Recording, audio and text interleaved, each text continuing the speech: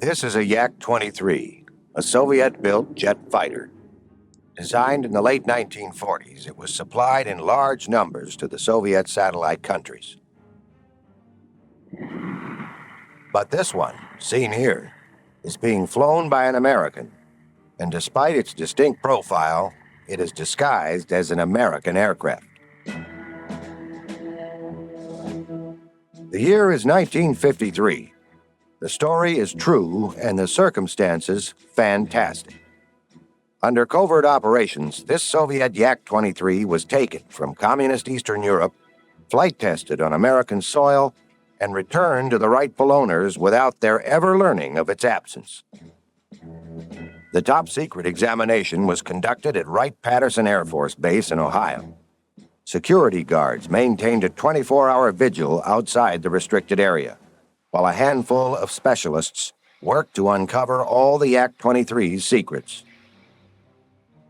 The entire aircraft was assembled piece by piece, and when flight tests were completed, it was then disassembled and packed up just as it had been received. Any discrepancy in positioning the pieces would surely jeopardize the operation and put certain lives in danger. Prior to this evaluation, American intelligence had considered the Yak-23 a poor combat fighter, a far cry from its contemporary, the Soviet MiG-15. This jet fighter had proven a deadly opponent in the Korean War. Among American pilots, it had generated an aura of fear and mystique. But when a North Korean defector flew a MiG-15 to a U.S. air base in South Korea, American intelligence officers were able to dispel the myths. The U.S. Air Force quickly learned what the MiG-15 could and could not do. That was in September of 1953, just weeks before the United States would sneak the Yak-23 out of Eastern Europe. Why would the Air Force take such risks to evaluate a second-rate fighter like the Yak-23, and only weeks after it had learned everything there was to know about the best fighter the Soviets had to offer? The top-secret evaluation of the Yak-23 is surrounded by many questions, some of which still remain unanswered. Only recently has this story been open to the public. Few individuals will discuss it, and many are still unaware of what actually happened in this hangar years ago.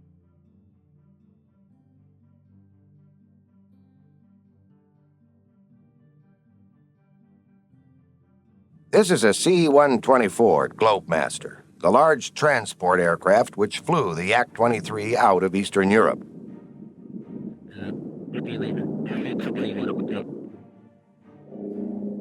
The name of the country from which it was taken is still considered classified information and continues to remain a secret.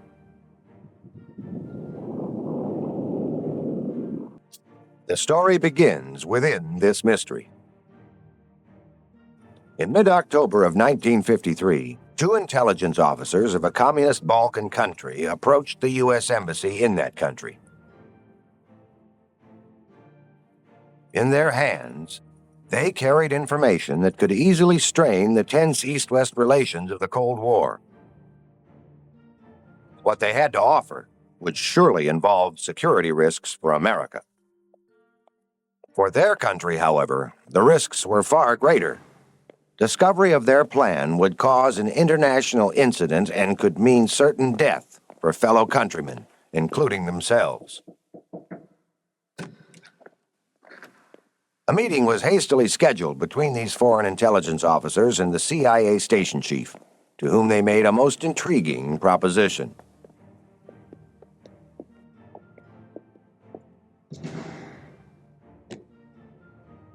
They claimed that a Soviet Yak-23 being transshipped by railroad through their country to another communist Balkan country was in their hands. The aircraft was packed in a crate. Would the Americans, it was asked, like to take it to the U.S., flight test it, and then return it in the crate exactly as they had found it? Success of the operation rested on this most crucial point. The Americans must leave no trace that the Yak-23 ever left its crate. The Americans accepted the offer, and with the approval of the Air Force, it was decided that the aircraft would be loaded onto a C-124 and flown out of Europe.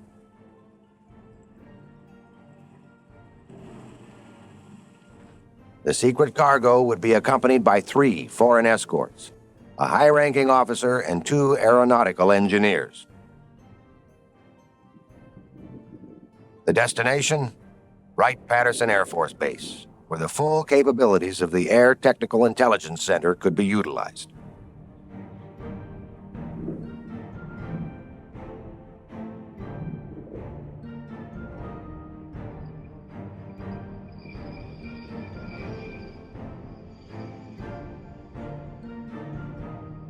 Wright-Patterson Air Force Base is located in Dayton, Ohio.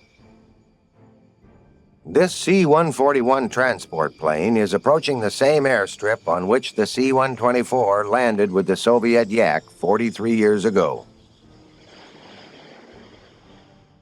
Back then, however, the Yak-23 arrived in total darkness.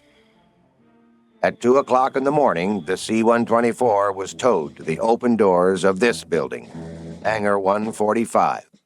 Here, the crate was unloaded, and inside, the Yak was carefully assembled under tightly guarded conditions. Only a select group of men from the Air Technical Intelligence Center was given access. Vic Billick was one of those analysts. He is also one of the few men who will talk about that secret operation. It was a unique opportunity. We had never had one, to my knowledge, as an analyst rather than as a collector, that we didn't have a parallel situation. We're in a foreign Air Force would offer us the opportunity to look at the airplane, and here we had it delivered clear to the United States, right to the heart of our own research capability, and an opportunity to exploit it with all our instrumentation and measurement equipment right here, as opposed to improvising at a European base. The aircraft was assembled and operated from a specially boarded-off corner of Hangar 145. The few who were given access had to reestablish their right to be in the area each time they entered. Foreign markings were removed from the Yak-23 and replaced by standard U.S. Air Force insignia. To complete the disguise, the aircraft was given the same serial number as that of the chase plane used in flight tests. The test pilot chosen was Captain H.E. Tom Collins. Collins was one of the 3 pilots who had tested the MiG-15 in Okinawa the previous month. For his ground crew, he chose experienced mechanics from past test projects, including Ray Gardner, who had worked with him on the MiG-15. Initial inspection revealed a serious problem with the main landing gear tires. They were so badly worn that it was unlikely Collins could make more than one takeoff and landing without a blowout.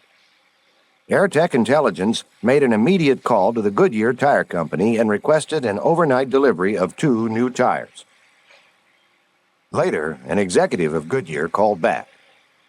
"We would love to take your money for making special tires overnight," he explained. "But the ones you described are already made by us for the F-94B." Bolstered by this stroke of good luck, Collins' team took a new set of tires from stock and promptly installed them. The cockpit of the Yak-23 was considered small compared to most American fighters. The pilot sat at the wing's trailing edge. Sideways vision was thus limited by the wing surface.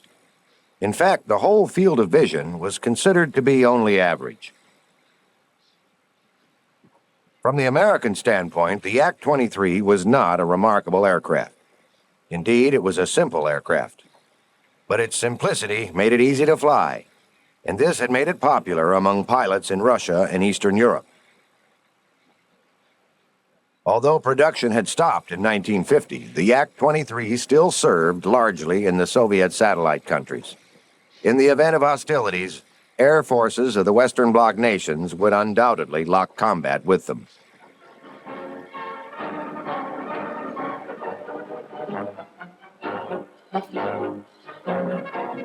During the Cold War, no Russian aircraft, no matter how mediocre, was to be taken lightly by the Western Bloc air forces. How's your recognition of Russian aircraft? Take this one, for instance. Do you know what it is? Yes, you're quite right. It's the Yak-23, now known as Flora. I personally can't understand why they've given a jolly good Scottish name to what might be described as not a very outstanding Russian aircraft. However, as you can see, This training film was produced to highlight the Yak-23's defining characteristics, one of which deserves special mention. an interesting point is that Flora uses the Soviet production version of the Rolls Royce turbojet that was originally sold to them in 1947. The armament consists of... How the Yak-23 got its engine warrants a closer look at Russia's early quest for a superior jet fighter. Fitted in the air. In 1947, the British government supplied the Soviet Union with 25 Rolls-Royce Nene and 30 Rolls-Royce Derwent turbojet engines.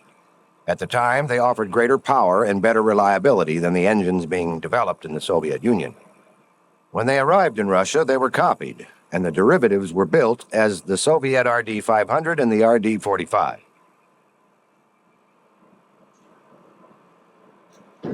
Perhaps foresight had not lent itself to the British suppliers at the time, for here was a clear paradox. Western technology had boosted Soviet aircraft development. Because of the Rolls-Royce design, Russian engineers could build the jet engines that were needed to power the next generation of Soviet fighters. In particular, the RD-45 would secure the future of an advanced but as yet underpowered prototype fighter, what was to become the legendary MiG-15.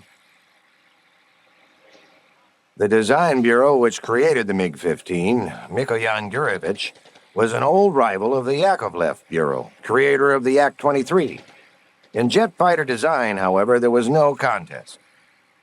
The MiG-15's RD-45 engine was mounted inside a tubular fuselage. The jet exhaust nozzle was at the rear of the tube so that hot exhaust gases would not come into contact with any part of the fuselage. By contrast, the Yak-23 appeared to have been designed with no real concern for aerodynamically clean lines.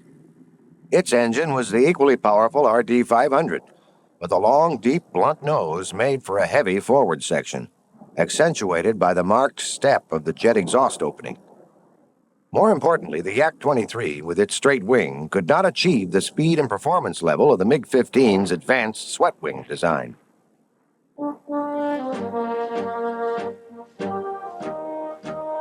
When the MiG-15 made its debut in 1948, it demonstrated superb acceleration and climb capabilities.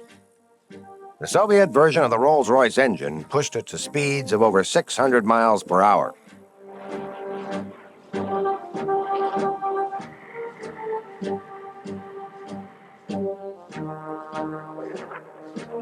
High-speed performance in the air had been an obsession with Joseph Stalin. In the race to build a superior jet fighter, the MiG Design Bureau had clearly delivered him a champion, and in so doing pushed its Yak rival out of the running.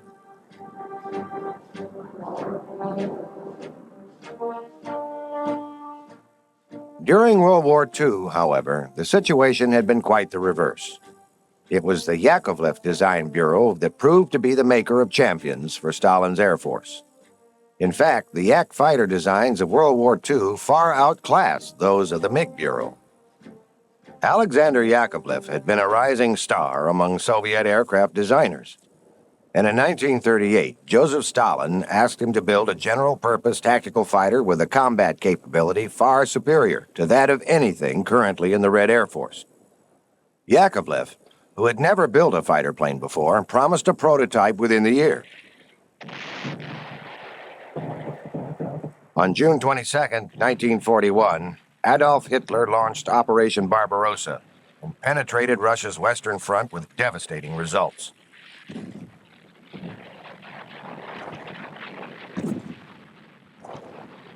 In the first months of the invasion, the Red Air Force lost nearly 70% of its numbers.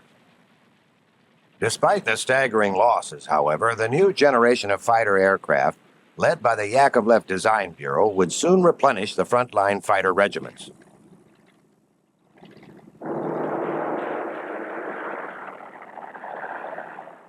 The Yak-1 was underpowered and underarmed against the superior aircraft of Hitler's Luftwaffe, but the later Yak-3 proved a good match for the German Messerschmitts.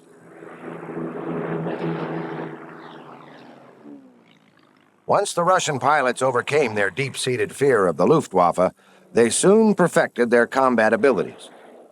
The high-performance Yak-3 offered its pilot an agility unknown to any previous Soviet fighter.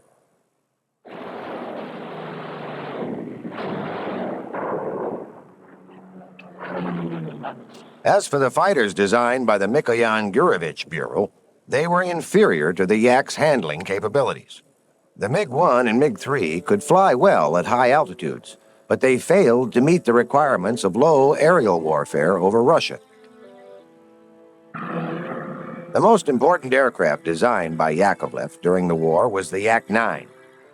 Whereas the Yak-1 and the Yak-3 were high-performance aircraft, the Yak-9 became the consummate battlefield fighter. It was heavier, it had greater endurance, and it evolved into a multi-purpose combat aircraft. It was not long before the quality and quantity of Yak fighters finally broke the back of the Luftwaffe. In the final months of the war, however, the Yak Design Bureau would face an entirely different challenge. Pure jet power. Germany revealed the future of combat aircraft design with the introduction of its Me-262. It came too late to change the course of the war, but it did change the face of aerial combat. Working from captured German documents, the Soviets had already begun developing their own jet designs. It was Alexander Yakovlev's belief that this new breed of engine should be integrated into proven aircraft types. Instead of designing an entirely new aircraft, components of a Yak-3 were adapted to accommodate the jet propulsion system. He expanded the forward fuselage, locating the engine underneath. The tail was strengthened to withstand the hot exhaust from the jet nozzle below the midsection. The prototype, designated the Yak-15, flew in April 1946. But the distinction of being the first Russian jet to fly had gone just 3 hours earlier to the MiG-9, the latest from the Mikoyan-Gurevich Bureau. Once the piston engine had given way to the turbojet, Yak fighters no longer held their advantage over MiG designs.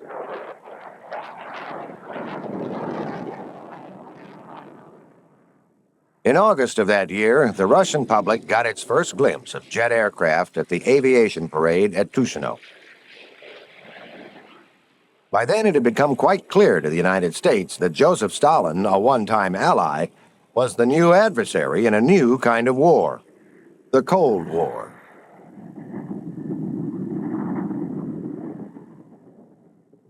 No one was more concerned, therefore, with the advance of Soviet jet technology than the Americans.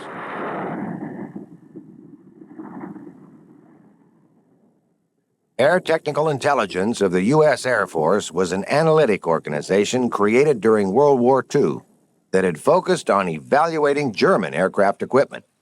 And most of the information that had been captured from German laboratories was used in the development of post-war aircraft. After the war, however, intelligence gathering was redirected toward the Soviet Union. But little information on Soviet technology was available. While the Soviets made many advancements in their own Air Force during World War II, introduced a lot of new aircraft as we did, we were not focused on doing an intelligence job against our ally, and we really didn't make much a point of gathering the technical information. And whereas the Germans, of course, did so. They were very concerned with the development in the Soviet Union, and so they created a large tech intelligence base. The Yak-15 and its successor, the Yak-17, were essentially World War II aircraft, despite their jet engines. The MiG-9, although it was designed for jet power, was still crude, and the engines themselves were copies of German World War II technology. With access to German wartime data on Soviet technology, air tech intelligence could make reasonably accurate estimates of early post-war Soviet capabilities. But this was hardly reassuring. It would not be long before the Soviets were building jet aircraft of their own design. And as the Cold War took shape by the late 1940s, the fear of a military confrontation was all too real.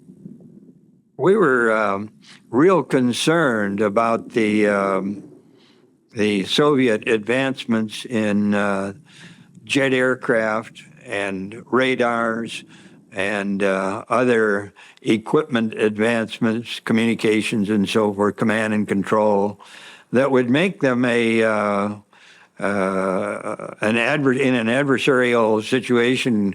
We wanted to know what our bombers would encounter in the way of being intercepted by the Soviet defensive forces, and also what kind of an offensive air capability the Soviets had should at any time it happened to be that the Soviets would try to bomb the United States. The Soviet Union in 1950 had no intention of engaging in a direct military confrontation with the United States. Instead, the ideological battle between the two world powers would be fought indirectly through client states around the world. When North Korean troops invaded South Korea in June 1950, the United States, determined to turn back the communist aggressors, entered a war that would escalate into a major conflict. The Soviet Union never officially entered the war, but the United States and its allies would feel its sting in a more indirect way.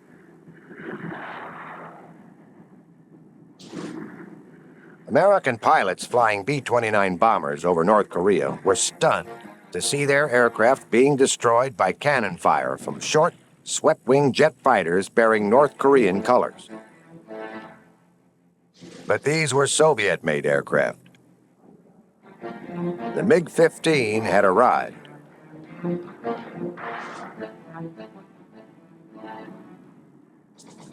These new Soviet fighters were far superior to anything else in the skies above North Korea. The Americans had only one fighter in the same class, the North American F-86 Sabre. But none were stationed in South Korea, and they were promptly sent from the United States to counter the MiG-15 threat. Both fighters were well matched, and air-to-air combat was fierce.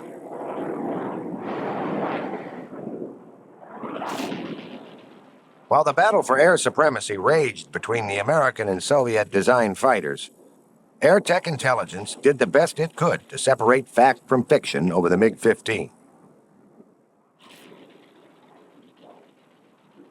There were estimates based on earlier Soviet developments, and there were detailed descriptions made by F-86 pilots who fought them in the sky. But analysts desperately wanted to examine a fully operational MiG-15 up close.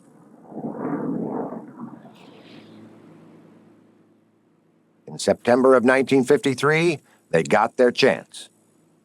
Under Operation Moolah, U.S. planes had dropped thousands of pamphlets over North Korea offering $100,000 to any pilot who would fly his MiG-15 into South Korea and turn it over to the Americans. Lieutenant No Kun-suk, defected from North Korea, delivered his MiG-15 and accepted the reward. The Korean War had ended just months before, but the opportunity to fully examine the Soviets' most advanced fighter was an intelligence coup nonetheless. The plane was taken to Okinawa, where an expert team from the Air Technical Intelligence Center arrived from Wright-Patterson Air Force Base to conduct the evaluation. Among the three test pilots were Colonel Al Boyd, Major Chuck Yeager, famous for being the first pilot to exceed the speed of sound, and Captain Tom Collins, who would test the Yak-23 just 4 weeks later back at Wright-Patterson. Collins was the first to fly the Soviet fighter. All the MiG-15's flight performance capabilities were explored. Comparisons to the F-86 were made. All the equipment was disassembled and examined. The guns were fired in controlled tests. And when the evaluation was completed, the analysts from Airtech Intelligence were delighted to learn that all the findings matched their original estimates exactly.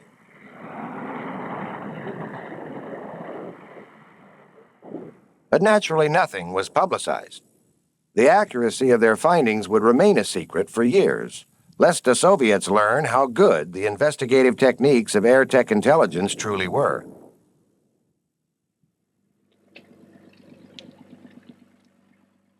The next month, the Yak-23 arrived for secret testing at Wright-Patterson in Ohio. It would seem there was little to gain from testing this second-rate fighter, especially after the MiG-15 evaluation, but this was not the case. To get another jet was just another real milestone, and it turned out that the Yak-23 was a insurance development by the Soviets. They were a little skeptical of the swept wing design of the MiG-15 in development, so they carried on a parallel development of a more conservative airplane with the Yak. But there were some other design features in the Yak that gave us some good milestones on their state of the art and technology and what their potential for future developments would be. Keeping the operation a secret from base personnel was difficult. Hangar 145 was located in a rather active area. But the greatest security risk lay in the assembly and disassembly of the aircraft. When the crate had been first opened, a photographer recorded the position of each aircraft piece before it was removed. It was a matter of life and death to those who had loaned the aircraft that nothing faced the wrong way when the pieces were later replaced. This made an already tedious job that much harder for the mechanics. Before assembly, each piece was closely inspected by a specialist, and in most cases, taken to the respective lab for testing. Every bit of data was considered valuable, no matter how insignificant it might seem compared to the findings of the MiG-15 evaluation. You know, you can't do projections too well from a single point of reference. You have to have a broader base, this gave us a very sound base to make additional projections on the design capabilities in such things as the oxygen system, the controls, the instrumentation aboard the airplane, radio equipment and all. A lot of these were not identical to the ones in the MiG, and so, as I say, it gave us another point of reference. Like the MiG-15, the Yak-23 was powered by a Soviet copy of the British Rolls Royce turbojet engine. It was the only aircraft using the RD-500, which was practically identical to the Rolls Royce Derwent 5. Several engine parts were checked for interchangeability with the Derwent. The combustion chamber liners were 100% interchangeable. The Soviet copywork was excellent, with the only significant difference being a relocated oil tank. Instrumentation in the cockpit was relabeled for pilot identification. For the MiG-15 tests, Captain Collins had used a North Korean pilot for help in translation.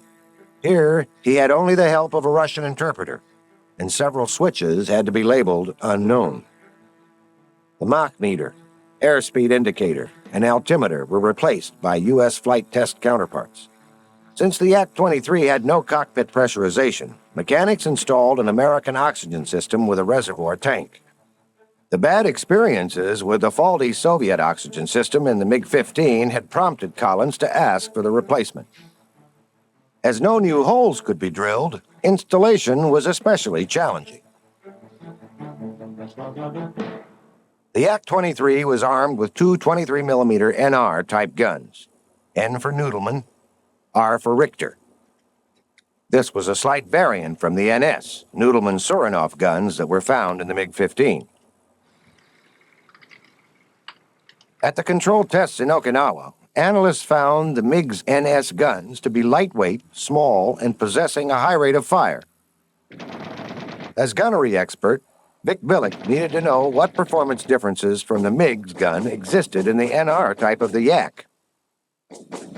The availability of the Yak-23 gave us an opportunity to get not only a complete gun, but in perfect condition, such that we were able to carefully study its design. We had ammunition from Korea, and we fired the gun, and actually at one point we put the gun in a cold chamber and took it down to around 50 degrees below zero, and there was a great accumulation of block ice on the working parts of the gun, and we then fired it, and it immediately responded and fired well with the severe freezing condition. We were not surprised because we got the same results when we had tested that type of gun, the Noodleman designs, out of the MiG-15s.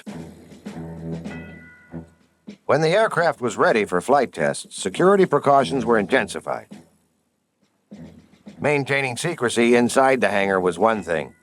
Outside, however, would be an entirely different affair.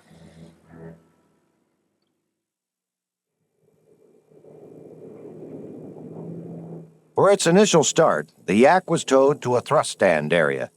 All tests outside were to be done at daybreak when the flight line was deserted. Flights would be flown from a taxiway turnoff at Patterson Field near the woods to limit exposure of the aircraft as much as possible. The engine would not start on the first try. An examination of the engine supported by available intelligence data revealed that the torch igniter fuel pump was faulty. Because of the interchangeability of parts between the RD-500 and the Derwent-5 engines, a pump from the British engine allowed the tests to continue.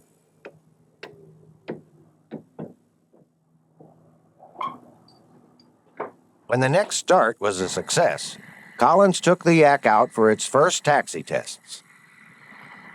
The taxiway that had been chosen for flight operation lent little room for maneuvering on these initial runs. It was thus decided to use the wide taxi apron of runway 23, just northeast of the alert hangars, even though there was a security risk of being spotted. This decision would prove fateful.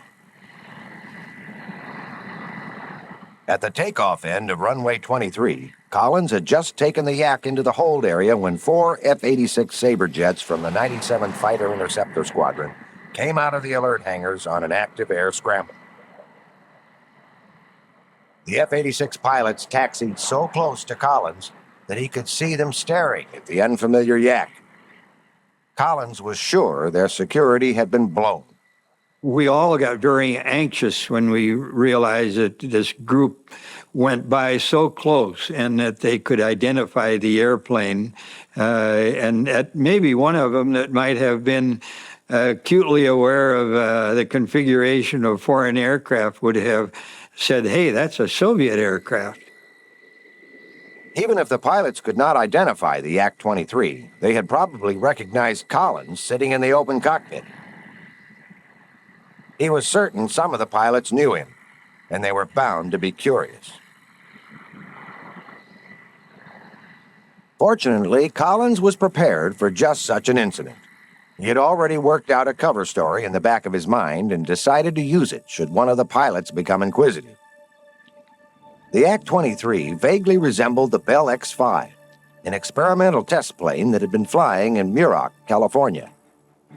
In October 1953, just weeks before the Yak's arrival, one of the two X-5s had crashed during a test flight.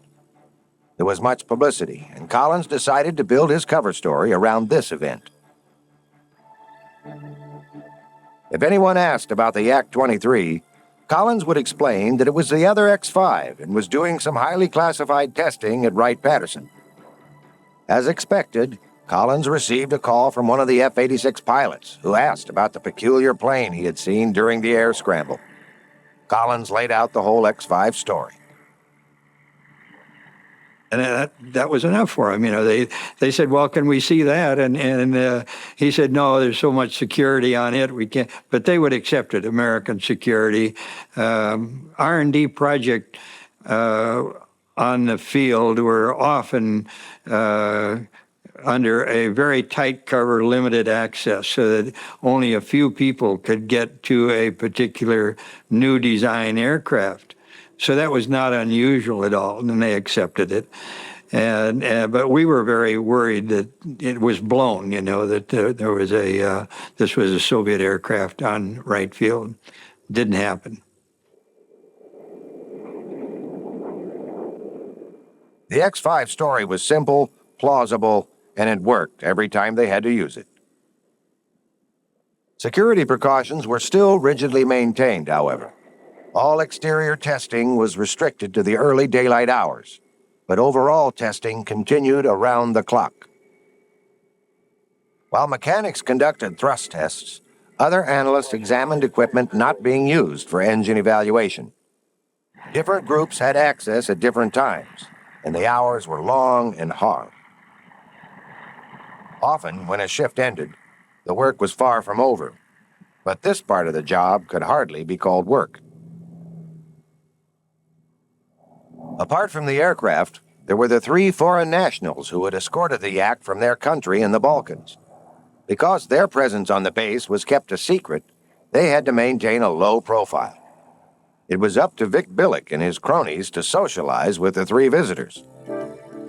We were encouraged to get with them, to keep them happy, as a matter of speaking. And so we would go over to their quarters during break periods. They were quartered in some temporary housing available not too far away from the Tech Intelligence Center.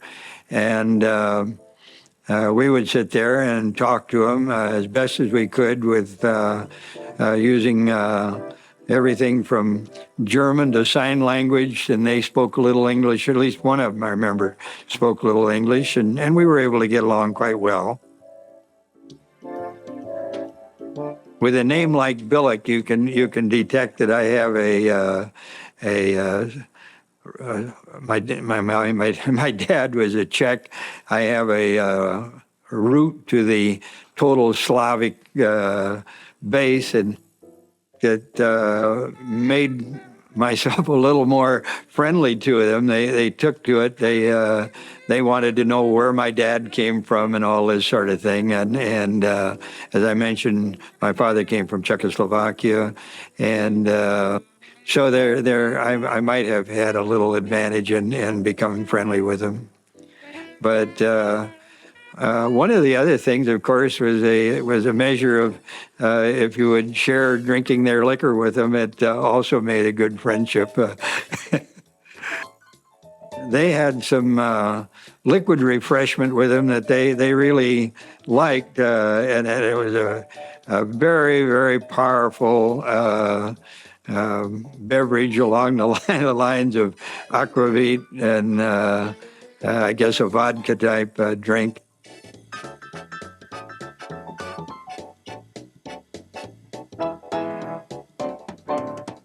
So I happened to be able to drink along with them and enjoy the evening and a few hours. So as a result of it, after they went home, one of them sent me a bottle of this as a token of his appreciation of the way we got along. And I kept it all these 40 years, and that's a little bit of memorabilia about the fact that it was not all work. They were nice guys.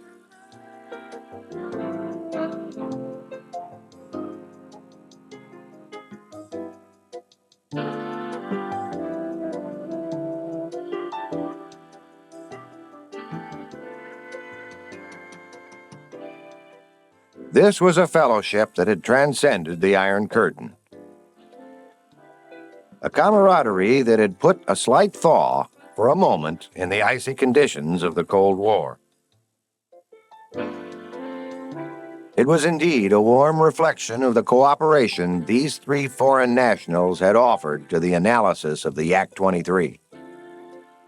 They showed just do anything at all to give us information in regards to their experience in handling jet aircraft. And now I can't remember whether they were pilots, but they talked about their country's experience with jet airplanes, and they were certainly very cooperative.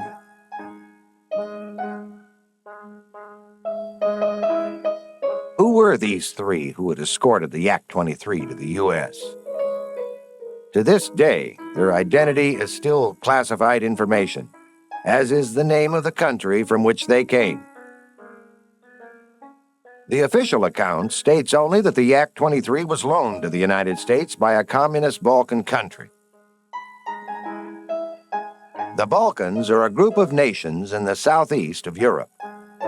In 1953, there were 4 communist Balkan countries: Romania, Bulgaria, Yugoslavia, and Albania. Soon after the end of World War II, each had fallen under the Soviet sphere of influence. But in 1948, one of these Balkans broke from the Soviet bloc. Yugoslavia, while it remained fiercely communist, became the first socialist state to challenge Joseph Stalin and get away with it. The independent Yugoslavia was ruled by the indomitable Joseph Tito. Tito had been neither anti-Russian nor even anti-Stalin, but unlike his communist neighbors, he did insist on being master of his own house. Tito had been largely responsible for liberating his country from Nazi Germany. For that, support among his countrymen was unshakable. He enjoyed fierce loyalty among party leaders, and more importantly, he firmly controlled the army and secret police.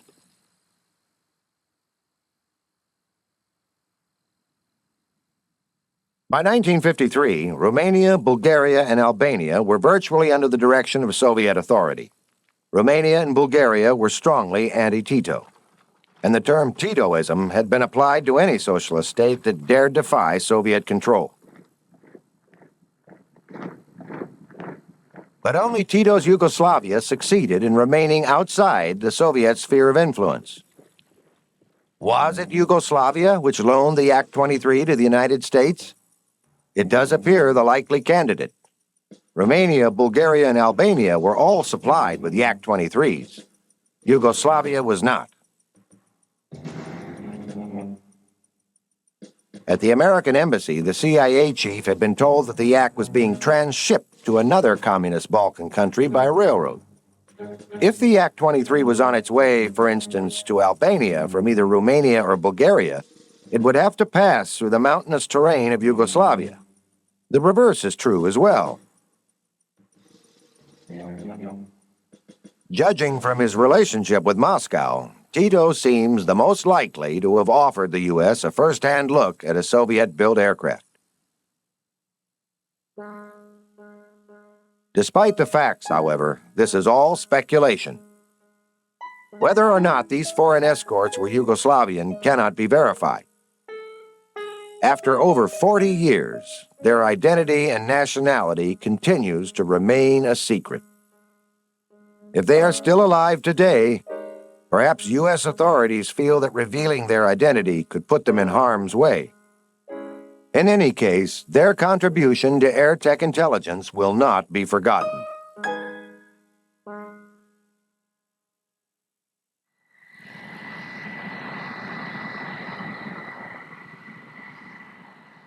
The Yak-23 was ready for its first flight test on November 4, 1953. The aircraft was small, with a gross weight of only 6,600 pounds, nearly 5,000 less than the MiG-15. Yakovlev had designed the aircraft to be smaller, lighter, and faster than the Yak-17. It was, but the Yak-23 was far from being an efficient jet fighter. Equipped with high-frequency radio instruments, the Yak could send high-frequency signals to this radio truck. The signals would then be rebroadcast in standard Air Force band for analysis.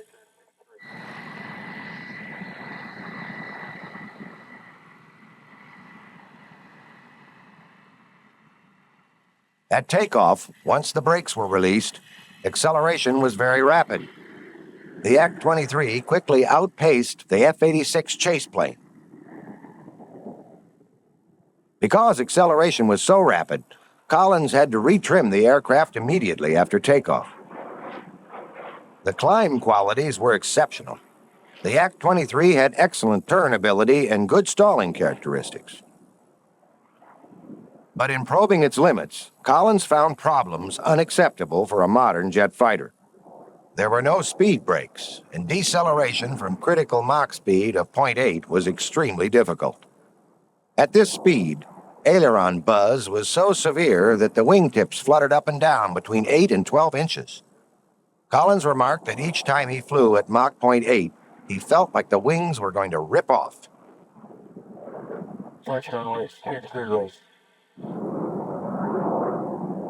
With no cockpit pressurization, Collins would have to wear a self-contained pressure suit to take the Yak to its absolute ceiling of 52,000 feet. But there was a problem. The Yak-23 pilot's seat was designed for a seat-type parachute. With the pressure suit fully inflated, Collins' head would be forced against the canopy and cocked to one side. It was an unacceptable situation. Instead, Collins decided to fly without a parachute. He would later remark that it felt a little strange. Yes, I'll say 2 dollars. Keep 3 left. 8 test flights were flown in all, the last being on November 25th. Collins concluded that despite the problems with directional stability and the limitations to high-altitude flying, the Yak-23 was a competent aircraft, and it could be expected to defend itself against contemporary jet fighters. By 1953, the Soviet Air Force had already replaced its Yak-23 fighter regiments with the superior MiG-15. The last Yak-23s would be withdrawn from the Soviet satellite countries in 1961. Air Tech Intelligence had gleaned all it could from the Yak-23 evaluation, and in most cases found little that strayed from original estimates. The obstacles had been great and the risks high, but intelligence gathering is an all-or-nothing exercise. No facts can be overlooked, no opportunity missed.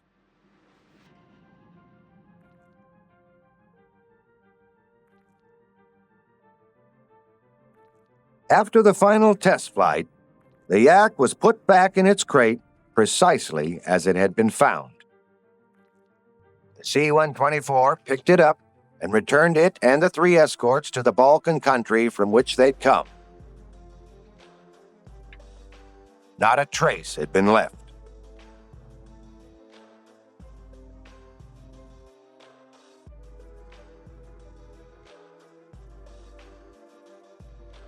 The secret evaluation of the Yak-23 would remain in the black until 1991.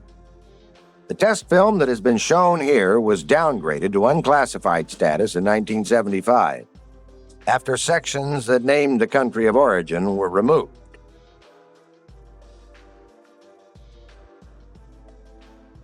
Hangar 145 is still being used. High-speed jet transports line the walls now. This story is now finally being told outside the intelligence community. And yet most who use this hangar today still know nothing of the small Soviet jet that was hidden here over 40 years ago.